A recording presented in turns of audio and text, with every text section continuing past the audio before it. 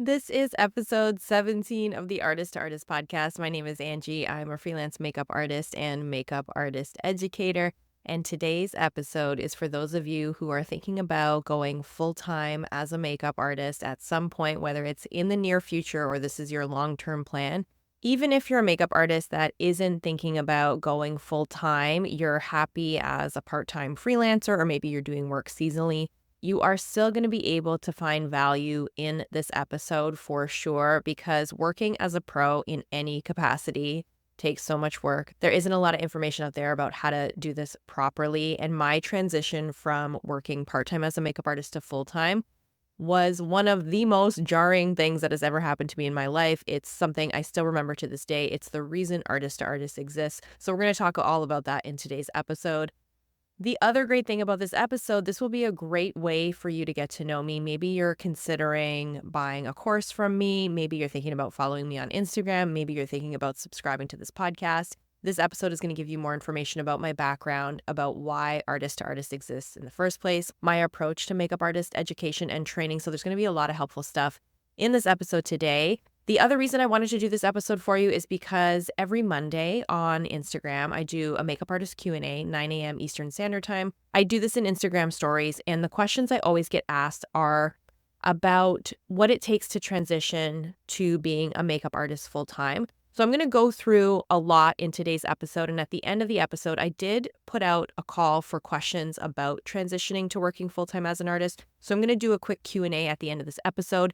In terms of what you can expect from today's episode, I'll talk a little bit about my background. We'll talk about training, building a portfolio. Networking is something I want to touch on as well. We'll talk about the business aspects of going full-time as a makeup artist, mindset, motivation, and there's some stuff that I just want to talk about that I see that is trending right now in the industry that you may want to avoid. And then we'll finish up with that Q&A section. When I first decided to take the leap, quit my full-time job, and do makeup artistry full-time, this, looking back, was probably one of the riskiest things I've ever done in my life. I'm not somebody that likes to take big risks. I'm very much a risk adverse. I'm more comfortable with calculated risk.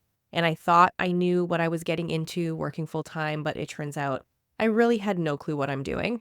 When you transition from being an amateur makeup artist, or I won't even say amateur, maybe just a part-time makeup artist to a pro, I think one of the biggest shocks and one of the most shocking realizations for me, something I hadn't thought through when I was thinking about going full-time, when you enter into your market, into this arena, you're immediately in competition with seasoned full-time makeup artists. So imagine stepping into a room where everybody else who's in that room with you has years of experience, very polished portfolios. There's no sign on your back that says, I'm newer, just give me this one shot. I promise I can do this job. Clients and other industry professionals, they can't tell you're starting out just based on your appearance alone. They're going to judge you by your work and your portfolio, of course. So this can work for you or against you. It works against you because if you come into this industry full time, you're in direct competition with other very seasoned artists. So in this way, it could be hard for you to get work.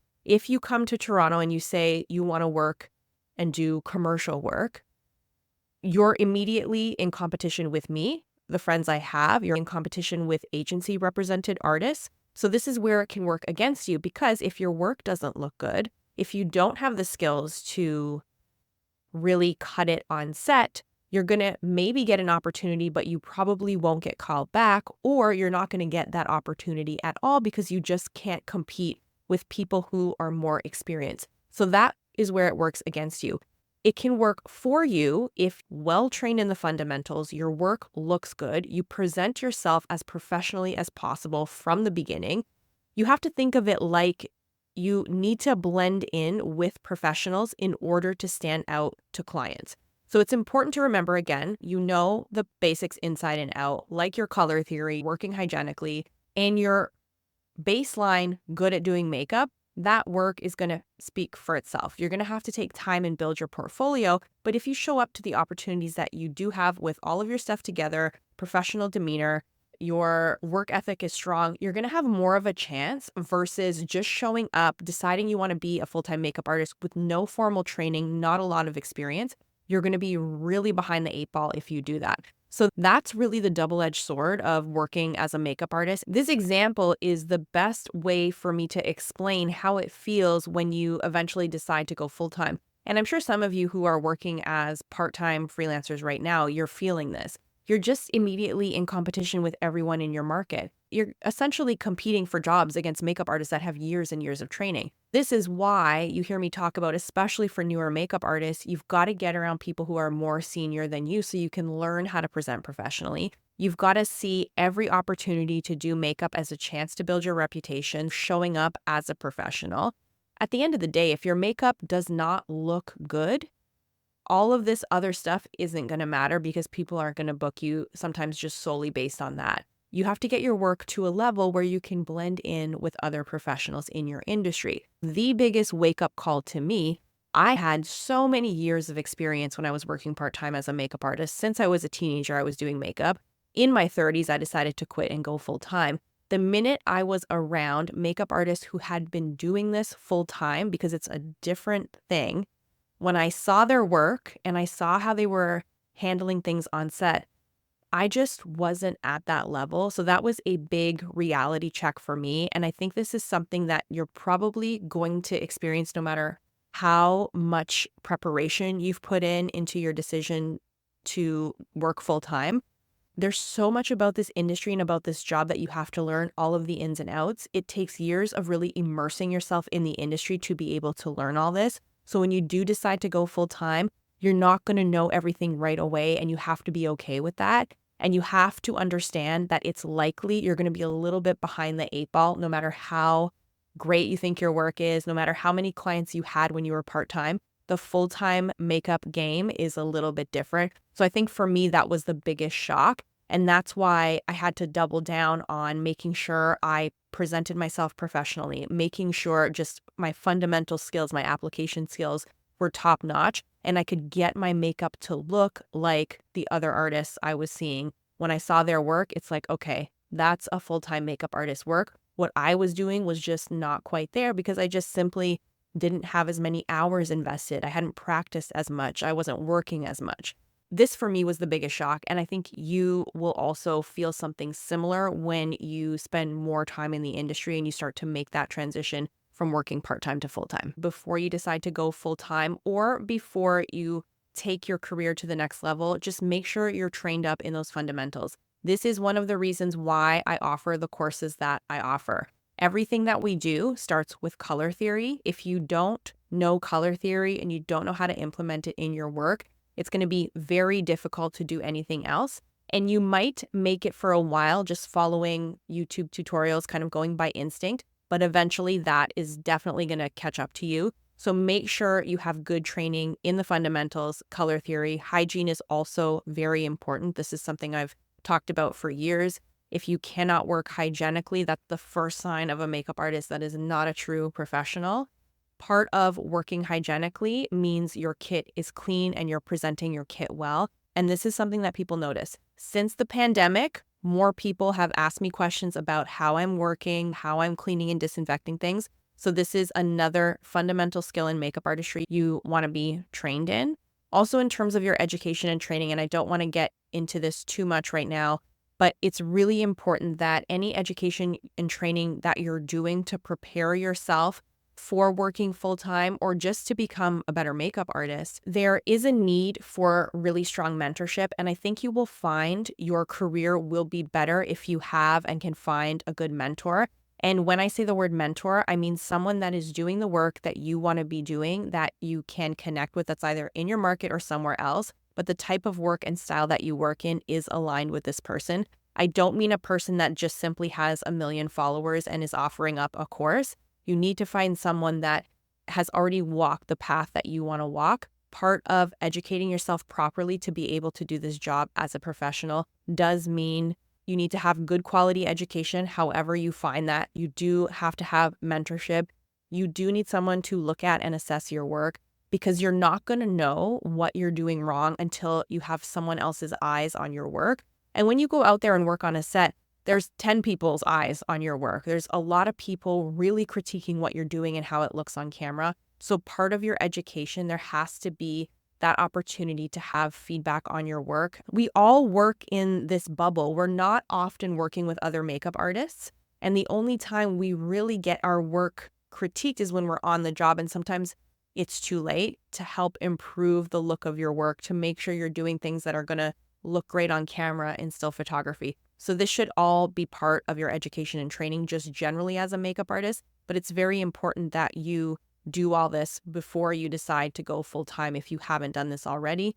And you need to find someone that can give you support, someone that you can go to and ask questions, because there's a million different ways to build a career as a makeup artist. And a lot of the ins and outs, you're not even going to realize you have questions about things until you're there and you need to talk to somebody. And this is a really important part of developing a career. You need to have other people in the industry that are doing the job that you're doing, that are willing to pull the curtain back, be more open and honest about their experience, and really answer questions that come up, because a lot of the things that come up, you're not going to be able to find an answer for on TikTok, on Instagram. You're not going to be able to Google something. Everybody's career is so unique, and that's what makes this whole thing so difficult, because there is no standard blueprint that you can follow. So you need someone that you can talk to as things come up. So that's all an important part of your training and education, whether you want to do this full time or you want to go from amateur to pro in whatever capacity that is for you. Next thing we have to touch on is your portfolio. This is a big piece of the puzzle. So there is a common misconception, and I find this when I talk to newer artists who are thinking about taking things more seriously or going full time, that they have to have a certain number of pictures in their portfolio. It has to check off certain boxes, like showing diverse models. It has to show certain makeup styles. And once you have this portfolio set, you can take it with you and show it to clients, and that's all you have to do. Building a portfolio is something you're going to be doing for the entirety of your career. It never really ends. It's something that is going to evolve with you. It's something that you should be consistently updating. And just to be clear, when I say portfolio, I am talking about any images you have on your website. Mostly I'm talking about social media, because that's where people go now to look at portfolios. When you are creating a presentation of your work, whatever capacity it's in, whether you have social, website, or both, it's constantly going to need updating. And you're going to have to update it as your career changes and as you pivot in this job, because there's going to be a lot of times where you're going to have to probably change direction. That's definitely something you need to be prepared for. And you're going to need to think about, does this portfolio show what I can do? Is it attractive to clients? Is it going to convince clients to hire me? It's not just a checklist of things that you have to knock off, and when the checklist is done, your portfolio is done and it's ready for the world. It's an ongoing process, and with makeup artistry and building a career, whatever that career looks like for you, we're always doing things for the long-term approach. I always say you're in this for the long game. So that's something that you have to wrap your head around. Even if you've just started working as a makeup artist last week, everything we do, think about it long term. When you do things for short-term gratification, it's probably not going to work out the way you think it's going to work out. We are building a business here, so you have to look way into the future. What is important for you to do in any capacity at any time in your career is understand your market. You may want to do more editorial work, and it could be that type of work that got you into this job in the first place. But if you live in a market where people are only hiring for commercial work, you're going to have a really hard time building a career as an editorial makeup artist when there's no editorial work. Toronto, where I work, is a very commercial market. If I was a makeup artist that wanted to focus on doing celebrity work, I probably am not going to have a very long or profitable career in Toronto. I'm going to have to relocate to somewhere like LA or New York if that's truly what I wanted to do. So it's important that when you're making these decisions about your career, like the type of work that you want to have in your portfolio, maybe quitting a part-time job to work full-time as a makeup artist, maybe starting makeup artistry just as a profession on the side, whatever it is that you want to do, make sure you are doing market research. Look at the type of work that is happening in your market. You can use LinkedIn, you can use Instagram, you can use TikTok, you can use Google. Figure out what companies are hiring. If you have a network of people that you're already getting to know in the industry, ask around. What type of jobs are you doing? Even people that you're working with on set, they could be assistants, they could be lighting people. Ask them the type of work that they're doing. Be a little bit nosy about what people are doing so you can get the picture of what's happening in your area, because I think Sometimes what we think is going on in reality is not actually what is happening. I'm trying to think of the best way to say this, but if you're using what you see on social as an accurate reflection of what's happening in our industry or in your market, I think you're going to find you're going to be very shocked and disappointed once you really get into the real world. So don't use Instagram as any kind of measurement for what's going on in your industry, because everybody is always going to show that they're busy. Everybody's going to show their work with their most glamorous clients. And believe me, most of us are not working with glamorous clients every day. I certainly am not. So it's important that you talk to people about what's actually going on in your industry so you understand what you need to do when you need to kick things into high gear to work as a full-time makeup artist, or even if you're just thinking about working as a makeup artist in general. It's about figuring out what's going on so you can tailor your work and your portfolio to clients that are going to be hiring. Because the main thing at the end of the day, doesn't matter how bad you want to work as a makeup artist, you need to be in a situation where it's actually financially possible for you to do this full time. And targeting your portfolio to paying clients is going to be very important.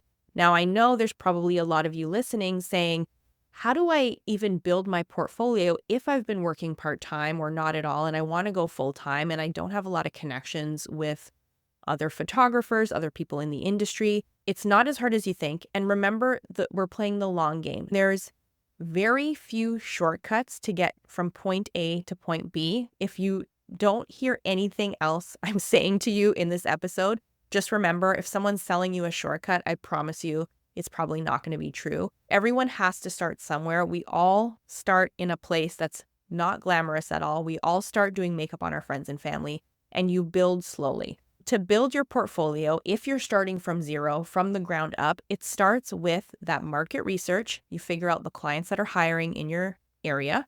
You figure out what type of looks are people paying for in my market based on the work that I want to do.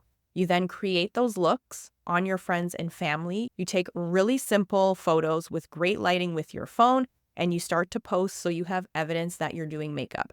And that's where everybody starts. No matter what anyone tells you, that's where we start. And I think if you're being a makeup artist now, it's actually so much easier because so much can be done on social media. You can make content look super professional with a good phone and some good lighting. When I was starting, the only way to build a portfolio was to actually go and work with a photographer and get some sort of retouched professional photo to put on your social and on your website. There wasn't all of this content that is user created or content that you just create with your phone wasn't a thing for many years at the beginning of my career. For you guys listening now, it's as simple as calling your friend over to your Hailey Bieber makeup look, taking a nice photo in front of a window, posting that on your social. That starts to become your aesthetic. So it's quite simple.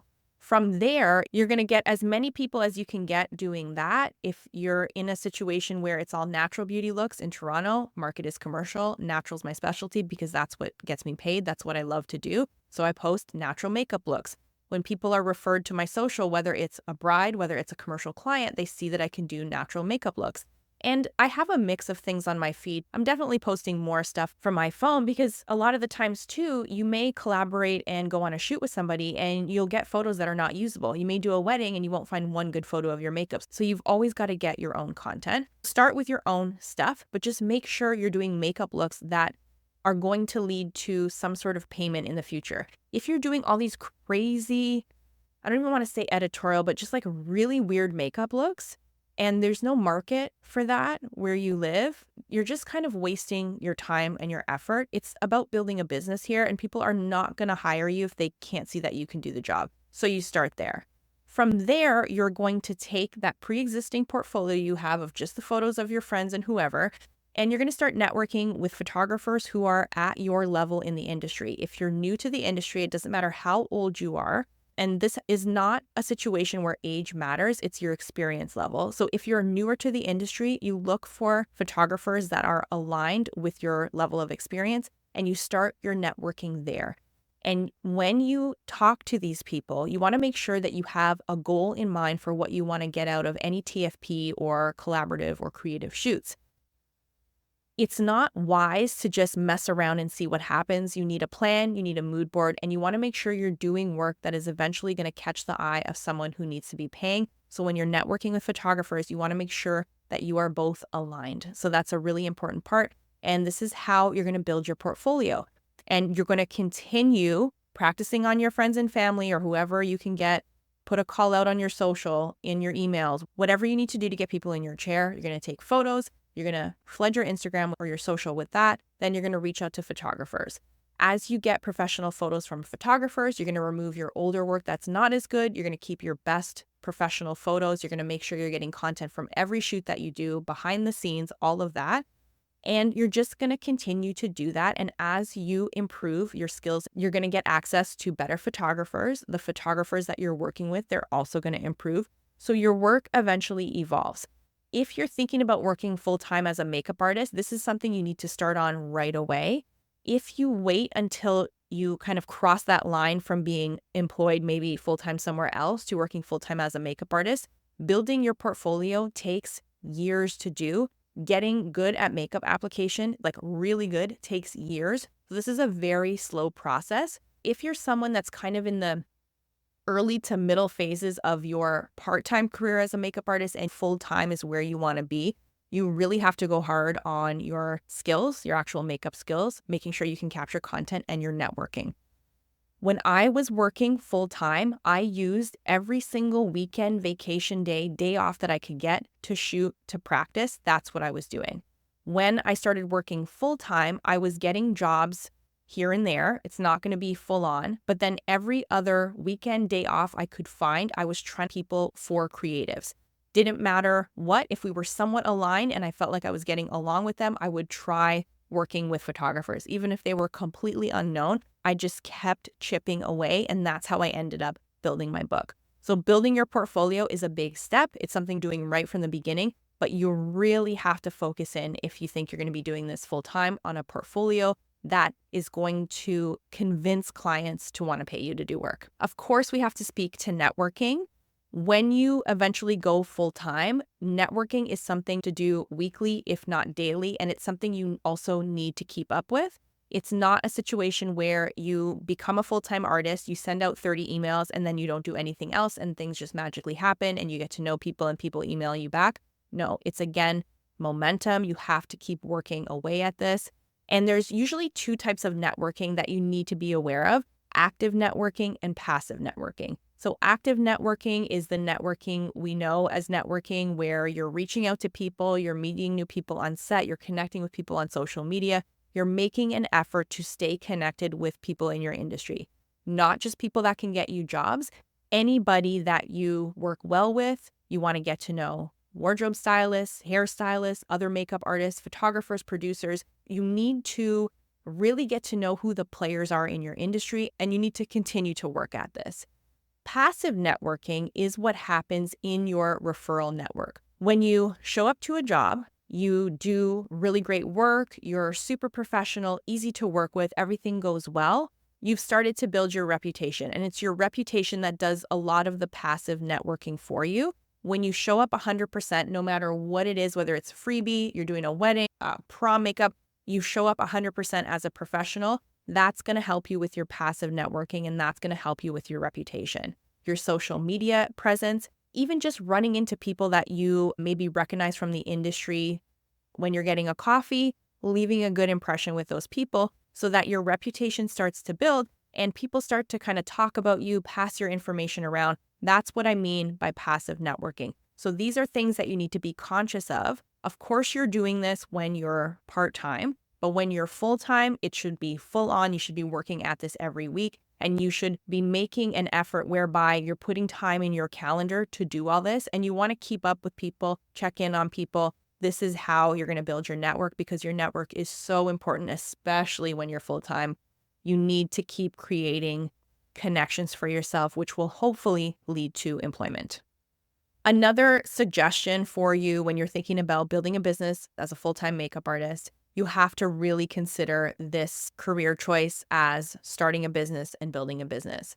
Money management is going to be a big one. Like any other business anybody is starting, you need a very large initial investment.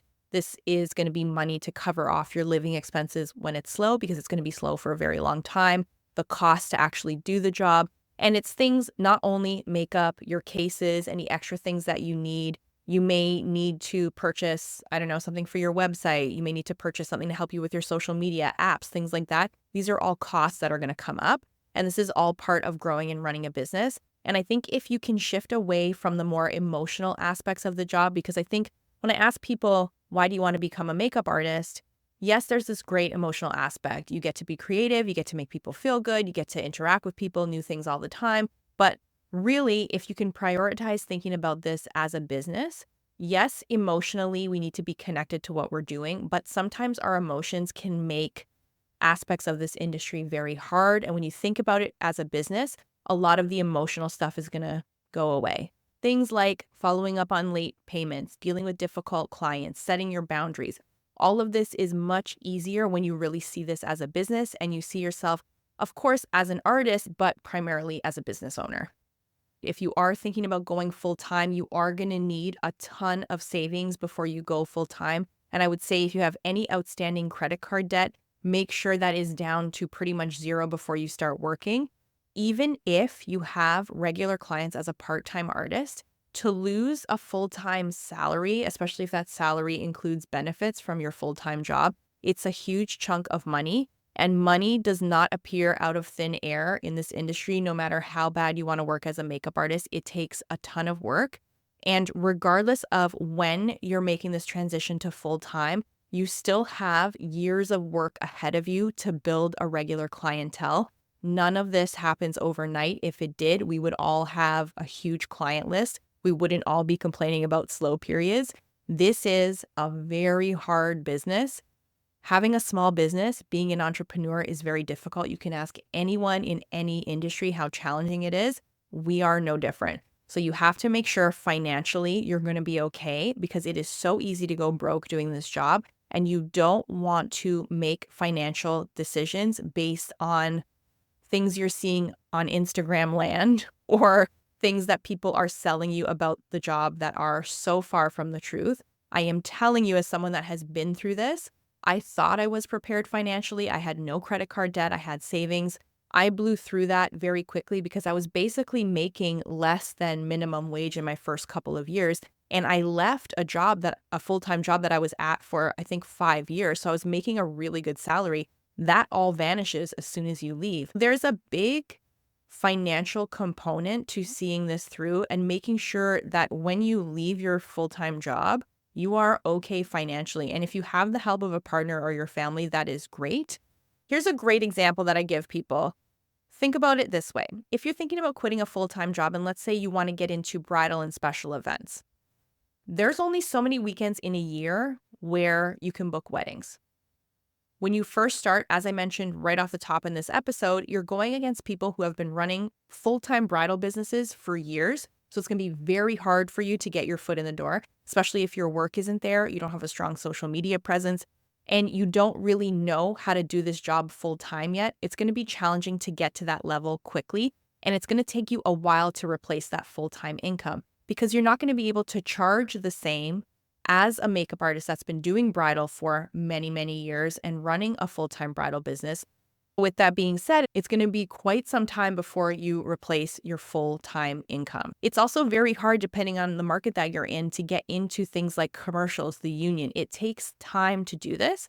And our job is not a 9 to 5, Monday to Friday job. Our job goes in seasons. Some months are busy, some months are slow. So if you're not aware of your finances, how much it costs you to live every month, if you have outstanding debt, money does not come out of thin air, even if you already have a pre-existing client base. It's just truly a different ballgame, and I can't stress that enough. And if you're feeling nervous or scared about going full time, you definitely should be feeling this way. It's normal. It's a huge risk for any of us.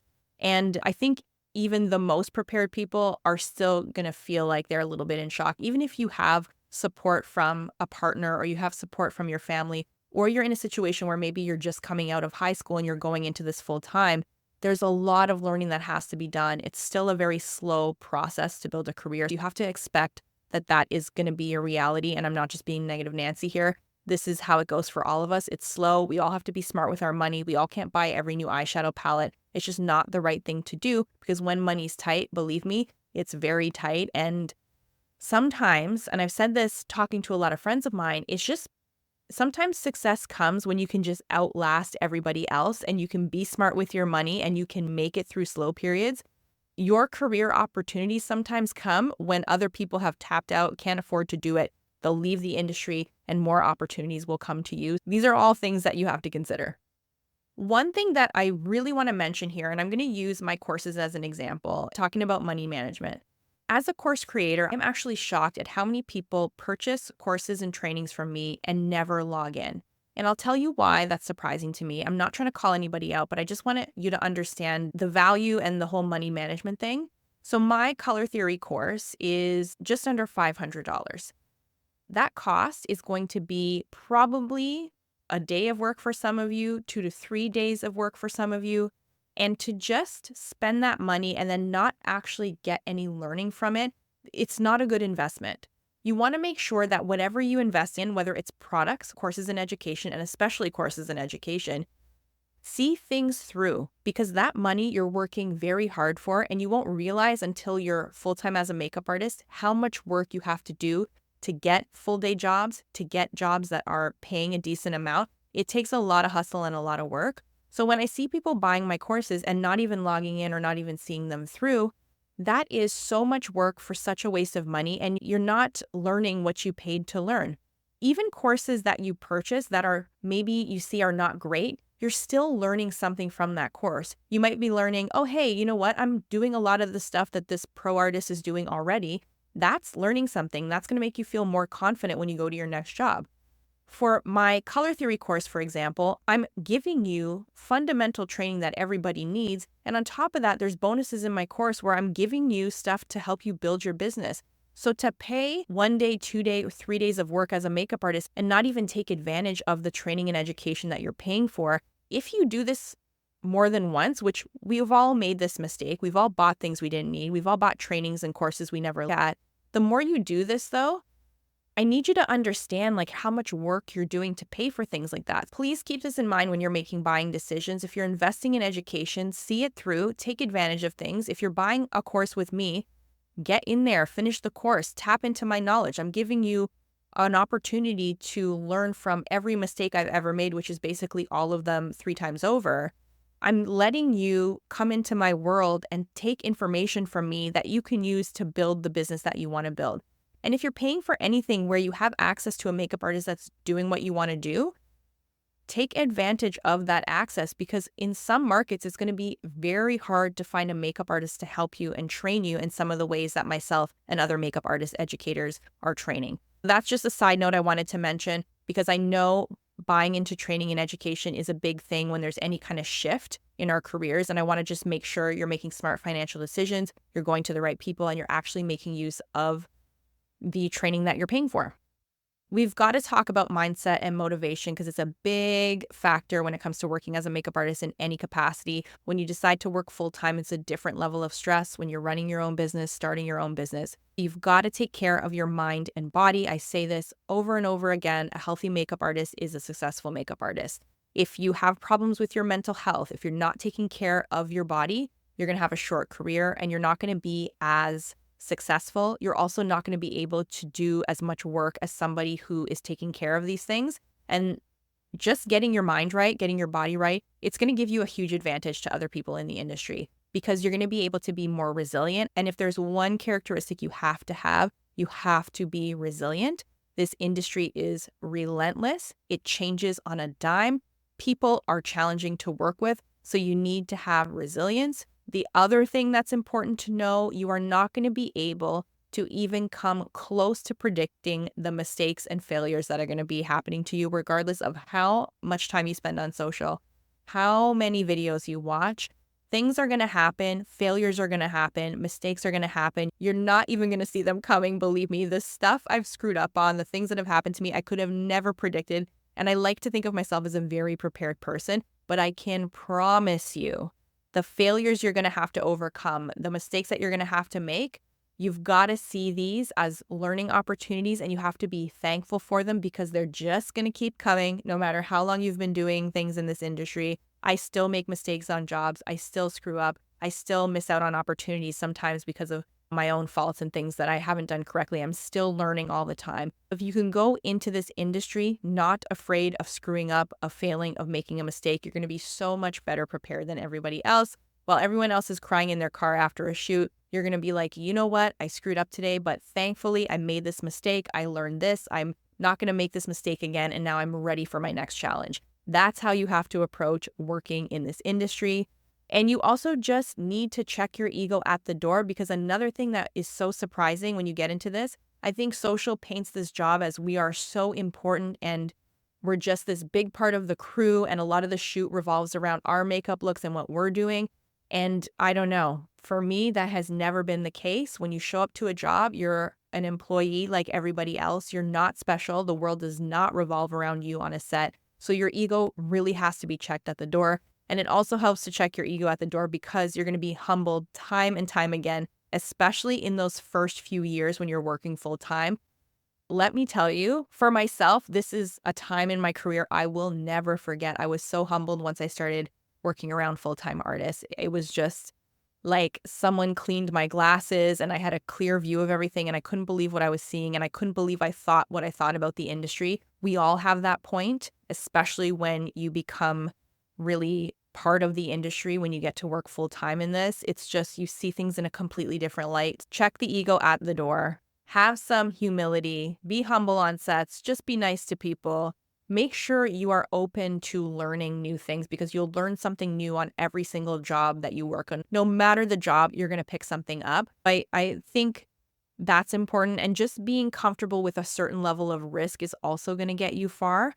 If you are somebody that is more tightly wound, which I can be like this at certain points, you do have to let go of some of your need for control. And I think a lot of us in this job do have that side of our personality because a lot of things are going to be out of your control and you'll realize this quickly.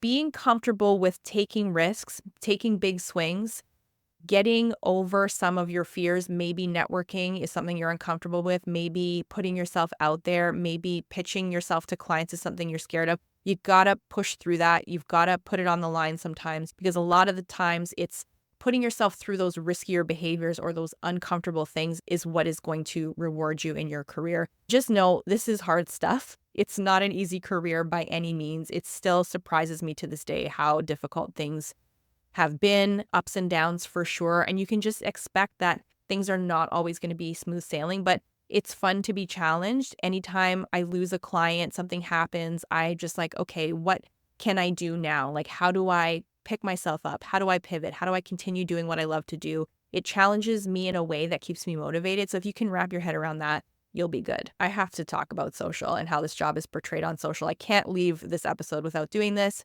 I see a lot of content because my content is designed for aspiring makeup artists that want to be pro. I see a lot of how other makeup artists are targeting newer artists to the industry and selling their products. And I see the sales pitch many times as something that's broken down into a very simple equation, or that's broken down into a series of shortcuts that this makeup artist or instructor can provide to you if you're looking to become a full-time makeup artist or you're looking to work as a makeup artist. And I really, truly need you to understand that these are all marketing tactics. And I think if you've listened to me long enough, you know the time it takes, the effort it takes when it comes to building a business, and that's what you're doing here.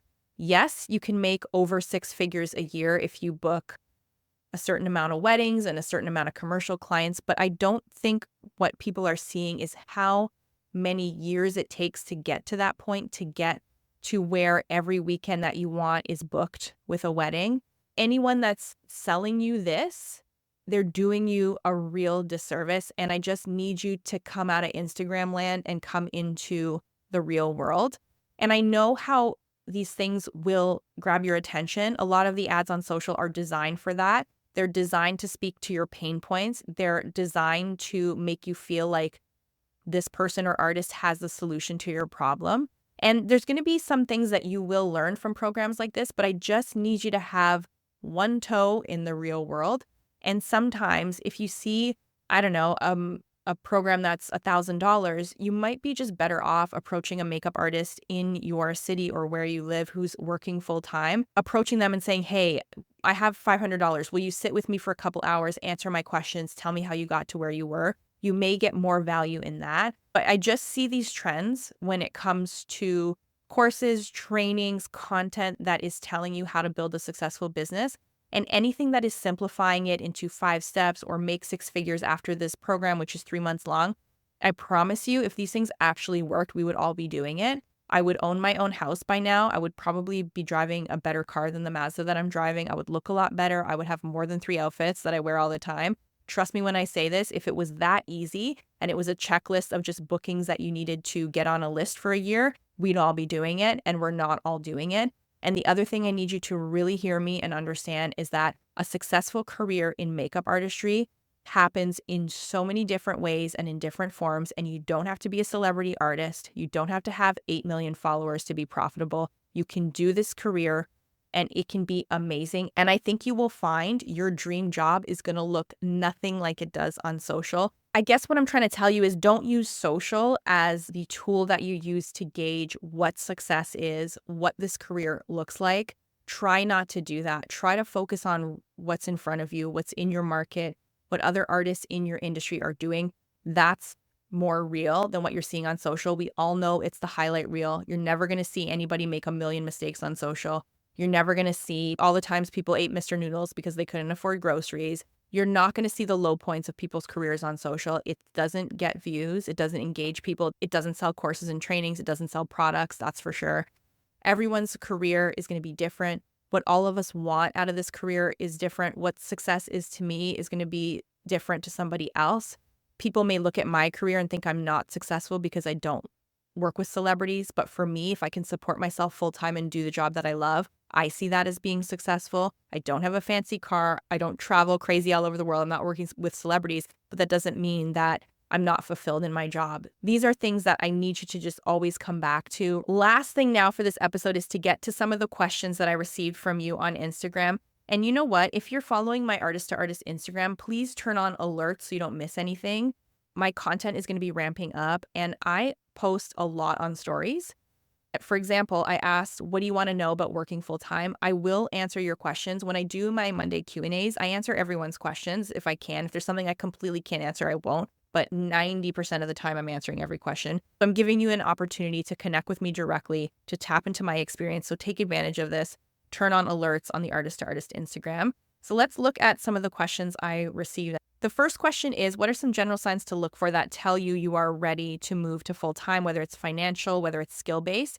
And I think the most honest answer I can give you, you probably aren't going to have a clear-cut checklist of things that you have done or that you have prepared for, and you're not going to have that clear sign. You'll have an intuition, and then you can combine that intuition with some just more practical things like making sure you're out of debt, making sure you have as much saved as possible, making sure you're making good financial decisions when you go full time. Skill-wise, you're going to need some improvement, but your learning kind of speeds up once you go full-time because you're more immersed in the industry. You have more opportunities to practice. You will get better probably at a faster rate than when you're working part-time. There's going to be no clear-cut sign, but some of the things I talked about in this episode will hopefully help you prioritize what you need to work on and also what you need to look out for. And my next piece of advice is just don't go broke doing this. Just make sure you have as much money saved as possible and you're good with your finances. The next question is, what's the biggest piece of advice you could give to someone wanting to go full time? I feel like this whole episode was just advice that I can share with you. The answer to this question really depends on the day, really, and how I'm feeling about the industry. I don't even know where to start. There's just so many things. But I think maybe the best thing to say was that this is a really hard career choice. Expect to be challenged, expect to work harder than you've ever worked before, expect to sacrifice a lot, expect to be humbled.